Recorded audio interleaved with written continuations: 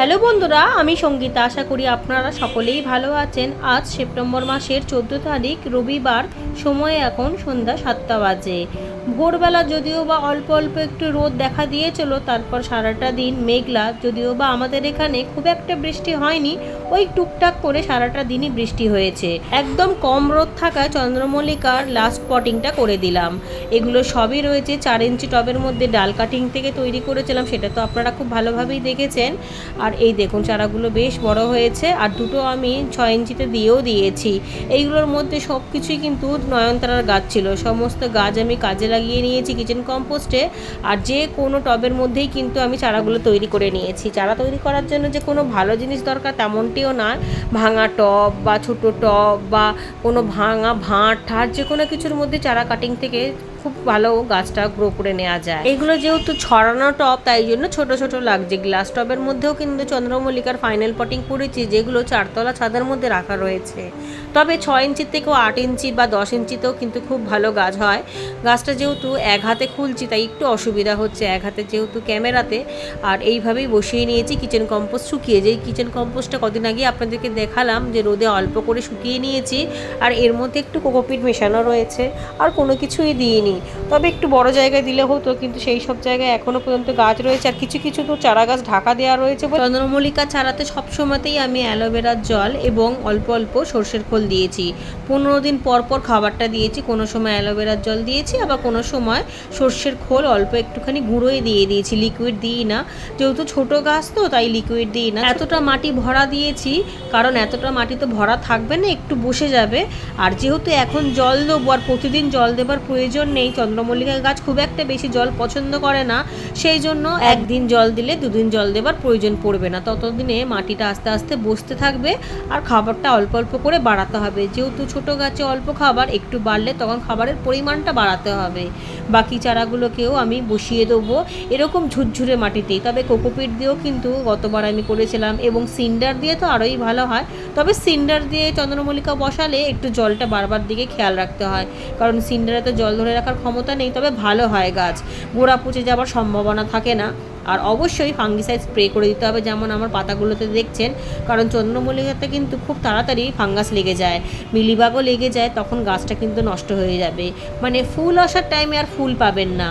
উপরের ছাদে চলে এসেছি, আর দেখেছেন 1-2 ফোঁটা করে বৃষ্টিও শুরু হয়ে গিয়েছে, যদিও বা ঝমঝমিয়ে আসেনি। ভোরবেলার দিকে যখন এসেছিলাম তখন মোটামুটি রোদ উঠেছিল, তখন ঢেকেও দিয়েছিলাম। কিন্তু যেহেতু এখন অনেকটাই মেঘলা করেছে, তাই জন্য আবার খুলে দিতে হলো, কারণ একটু বৃষ্টির জল পড়লে গাছগুলো তাড়াতাড়ি করে বেড়ে উঠবে। তাই সমস্ত জায়গায় যেগুলো ঢাকা দেওয়া রয়েছে সবই খুলে দিলাম।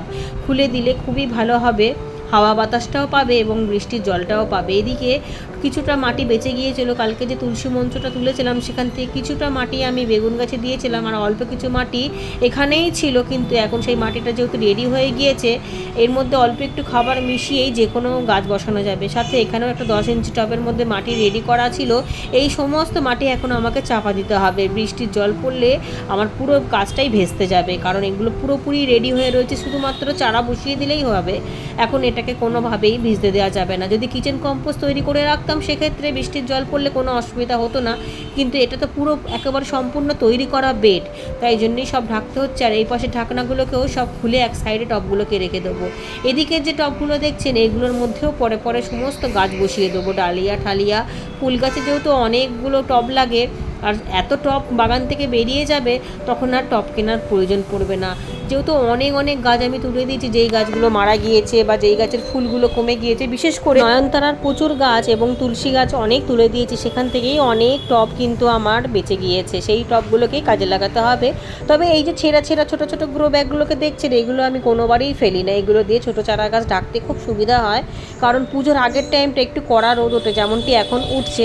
কড়া রোদে চারা গাছগুলো একেবারেই ঝিমিয়ে যাবে, সেই কারণেই আমার ঢাকতে একটুখানি কোনো জায়গা লাগে, সেই জন্য এইগুলোকে আমি রেখে রেখে দিই। করে জালটা যেহেতু নিচে ছিল, নিচে লাউ গাছ ঠাউ গাছ সব হয়েছিল, তাই জালের মধ্যে এখনও অনেক শুকনো ডগা পাতা সব আটকে রয়েছে, সেগুলোকে তুলে ফেলে দিলাম যাতে নতুন যখন ডালপালাগুলো হবে তখন যেন জালটা একেবারেই ফাঁকা ফাঁকা থাকে, পরিষ্কার থাকে, তাহলেই তো নতুন গাছ তাড়াতাড়ি করে ওর উপর দিয়ে বেয়ে বেয়ে ছড়িয়ে যাবে। সেই কারণেই জালটা পরিষ্কার করে দেওয়াটা খুবই দরকার, না হলে জালটা আটকে গেলে, খোপগুলো আটকে গেলে তো ঠিকভাবে গাছগুলো জায়গা পাবে না যে ওরগুলোকে ধরে ধরে বাড়বে বলে। এপাশের দিকেও সমস্ত ঢাকাগুলোকে খুলে নিলাম। খুলে দেবার পর যে একটুকুনি মাটি ঠাটি এদিক ওদিক ছড়িয়ে রয়েছে সেইগুলোকেও সমস্ত কিছু ঢাকতে হবে। সেই জন্য ছাদ বাগানে আমি সবসময় ঢাকা দেবার জিনিসটা সামনে রাখি, যাতে টপার টপ আমি ঢাকতে পারি। এদিকে তুলসী মঞ্চটা দেখুন, ওই পেছনে কালো টাপ দিয়ে ঢেকে দিয়েছি, এদিকে মাটি ফাটি সমস্ত কিছু ঢাকা রয়েছে। এবার বাকি ফুলগুলোকে তুলে নেব। যদিও বা ভোরবেলাতে কিছু ফুল তুলে নিয়েছিলাম, কিন্তু এই যে বৃষ্টি শুরু হয়েছে, পরে যদি বাড়ে তাই আর আসবো না। ফুল তুলতে তুলতেই বৃষ্টি শুরু হয়ে গিয়েছিল, তবে অল্প মাত্রায়। যেমনটি আমি বারবার ধরে বলছি যে আমাদের এখানে খুব একটা বৃষ্টি হচ্ছে না বা হয়নি সারাটা দিনে।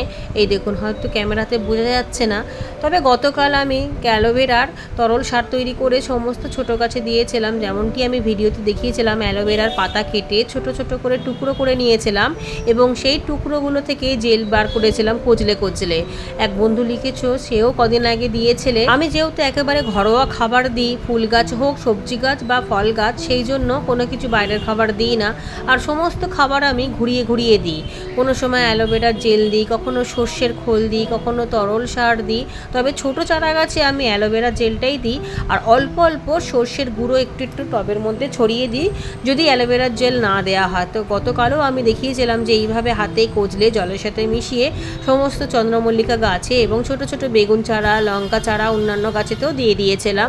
আর বলেওছিলাম যে যেটুকুনি বাকি থাকবে সেটুকুনি আজকে দেবো। তাতে এক দিদিভাই লিখেছেন যে যদি বৃষ্টি হয়ে যায় তাহলে কি কোনো অসুবিধা হবে না? একেবারেই অসুবিধা হবে না। গাছে যখন এত রোদ পড়বে, এত কড়া রোদ যখন মাটিতে পড়ে, তখন তো গাছের গোড়ার মাটি শুকিয়েই যায়। সেই সময় গাছে যদি খাবার দেওয়া হয়, তখন খাবারটা তাড়াতাড়ি করে গাছ টেনে নিতে পারে।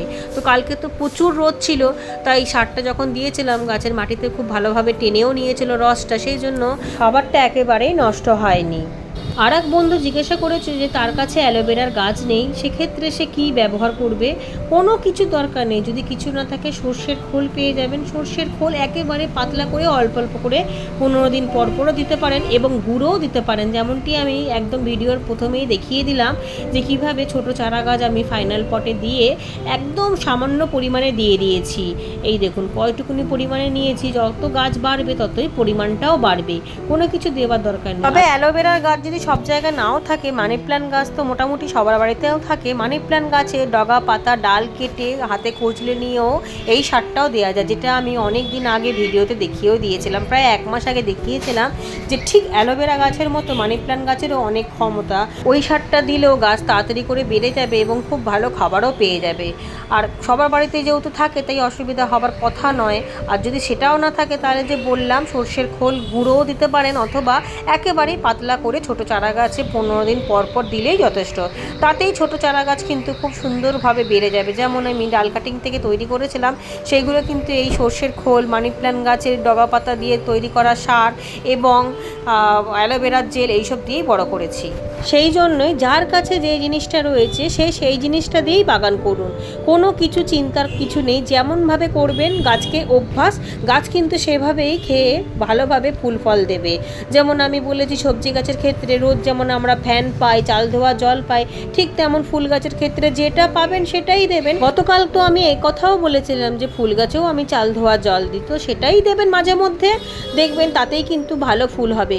কোনো জিনিস নেই সেই জন্যে যে গাছ ভালো হবে এমনটি কোনো কিছুই নেই। গাছকে ভালোবেসে মন দিয়ে করবেন, দেখবেন গাছ আপনাকে সেটা দ্বিগুণ ফিরিয়ে দেবে। আর যদি কারোর কোনো অসুবিধা থেকে থাকে তাহলে আমাকে কমেন্ট করবেন, আমি চেষ্টা করব সমাধান করা যতটুকুনি আমি জানি। সবাই খুব ভালো থাকবেন।